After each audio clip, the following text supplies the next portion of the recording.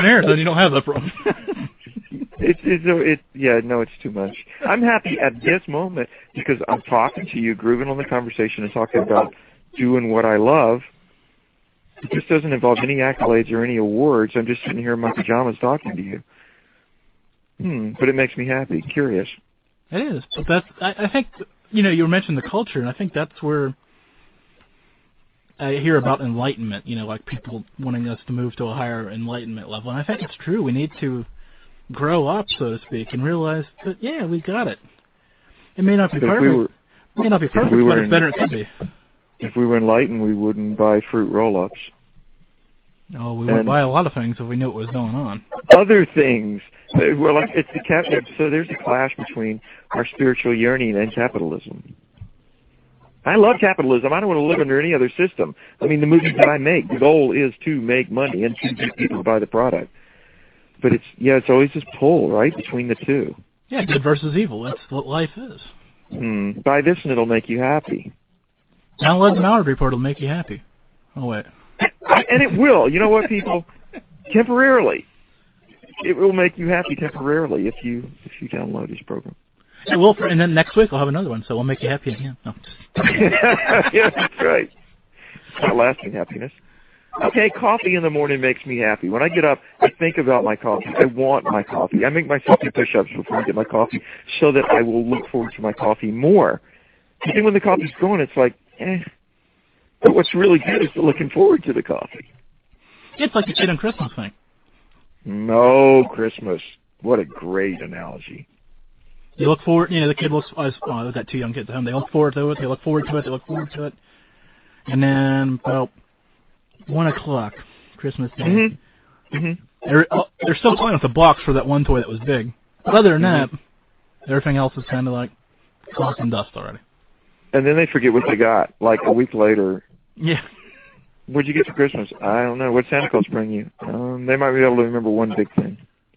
And it's true, though. If you're going to get your kid anything, get them a box. That's the takeaway from today's show. Get them a box. Empty box. Yeah, the box. The box is the best. I made a time machine out of a box when I was a kid. Big refrigerator box. I'll never forget. It was the best toy I ever had. I drew knobs on it and everything. I went everywhere in that time machine before it rotted in the rain. It's true. It was great. So you kind of mentioned in passing, I'll spin this conversation back into the paranormal, I guess.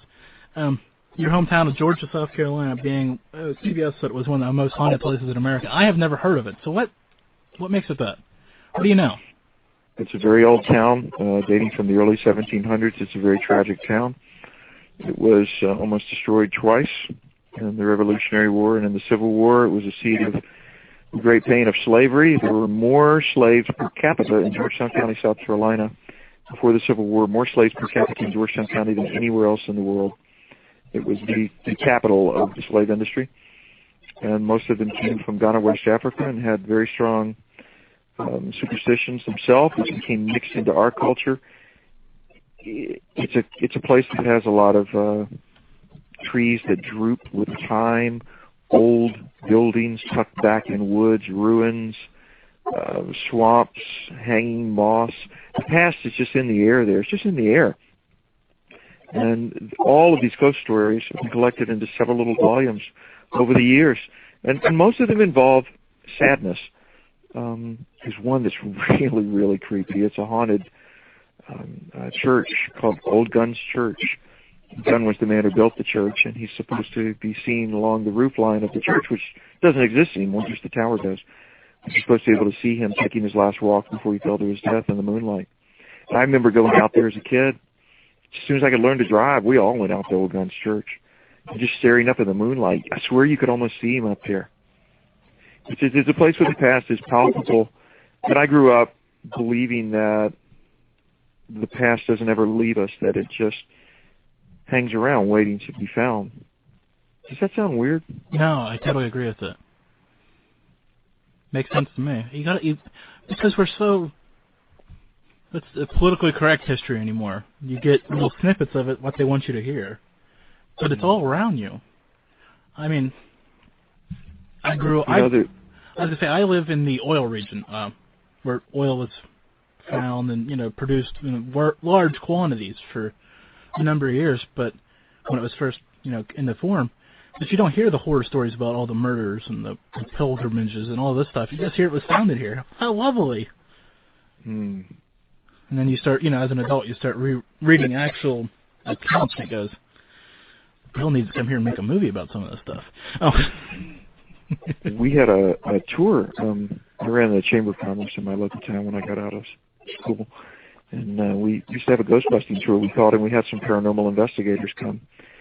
And they would lead people on tours of these places. And one of them told me, and I never forgot it, she said, it's like watching a film. It's a film that runs over and over and over and over and over again. You can't touch the film or alter the film.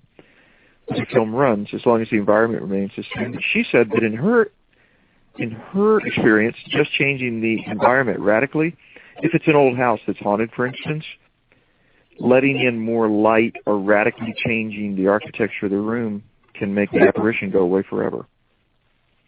Because the past is tied to the place.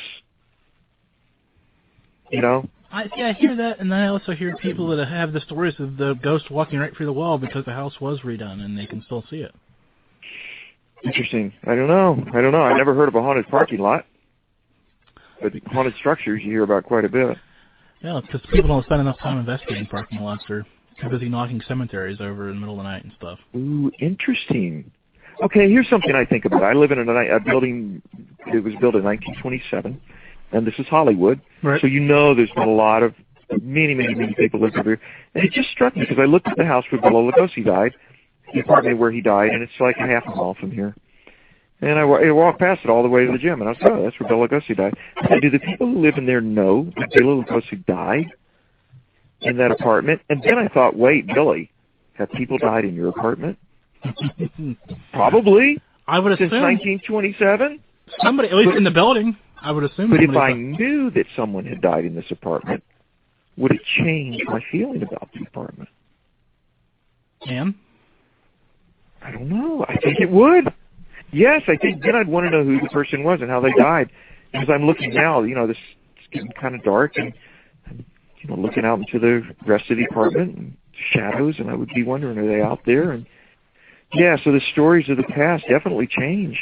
Or like if we knew in a parking lot, if we knew all the things that are going on there, we'd probably be more apt to feel them and see them.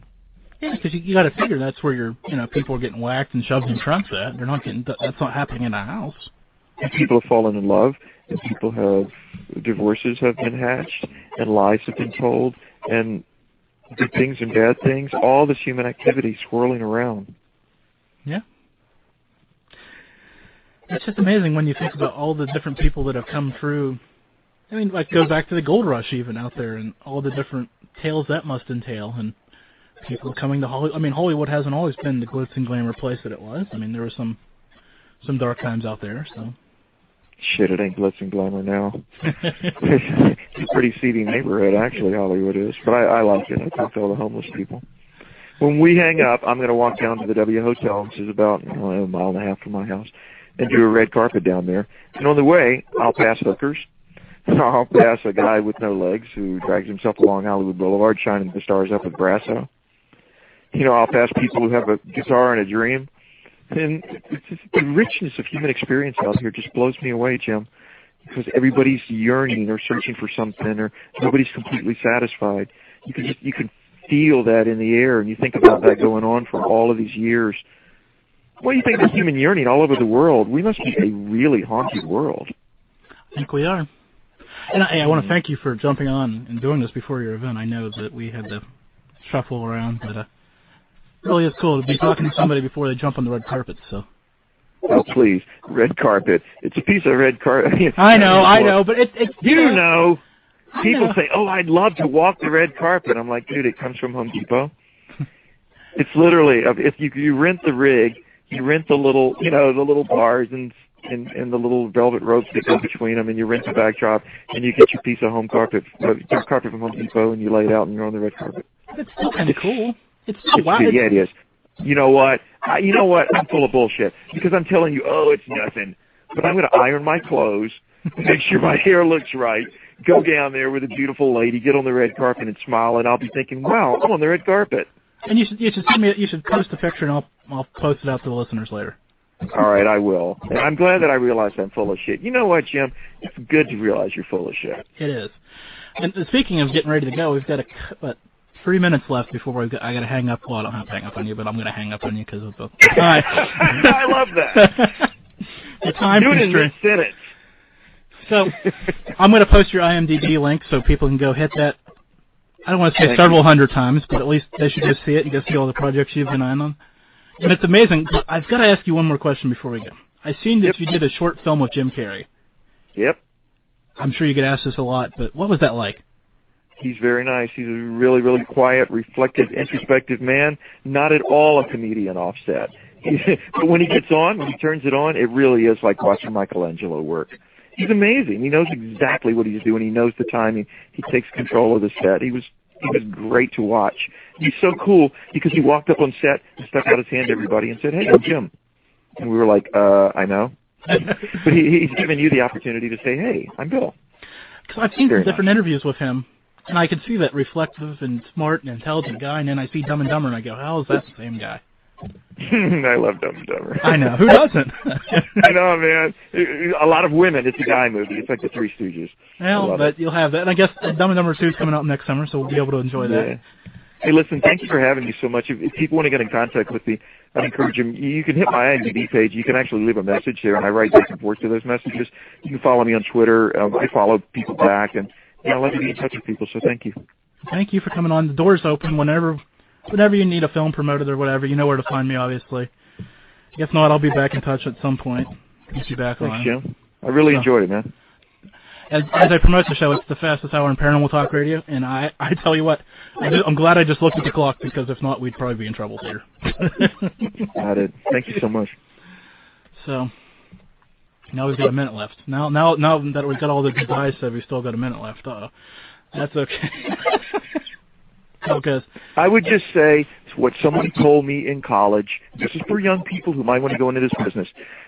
Somebody said, do what you love and the money will follow, and I believe that. If you're passionate about something, you're going to be pretty good at it, and you'll make a living. So don't worry about what can you do to make money. Worry about what you can do that you really, really love to do, and then you'll make the world a happier place. Very sound advice. Just take it and make it your own. Take it and have fun with it. That's the important thing. And realize that no matter how bad it gets, it could be worse. Yeah, enjoy this life, because that's all you've got unless you're going to live 500 years. Amen, brother. Well, Bill, have fun at your red carpet tonight. I know. We just realized that's going to be fun. And like I said, I look forward to talking to you soon. Thanks, Jim. God bless. Bye-bye. Bye. Well, before we flip that on-air sign to the off position, a quick reminder. For all things about the report, previews, and reviews, go to italkparanormal.com.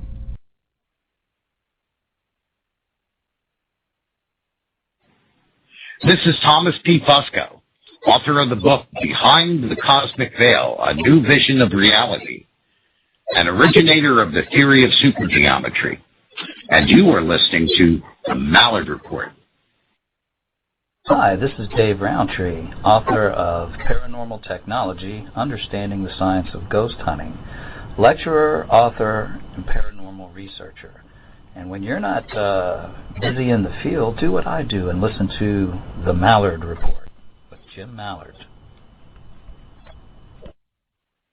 If you're looking for a radio show where all things paranormal go, well, tune in and be in the know with Jim Mallard as your host. Come and see what lies beneath paranormal activity. The Mallard Report. Yeah, the Mallard Report. Tune in and listen every Tuesday night at 9 p.m. Eastern, right online. It's the Mallard Report. Yeah, the Mallard Report.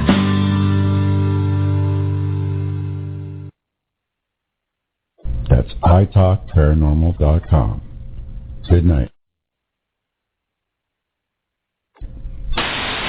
Welcome to the Mallard Report. I'm your host, Jim Mallard. Before the fast hour in paranormal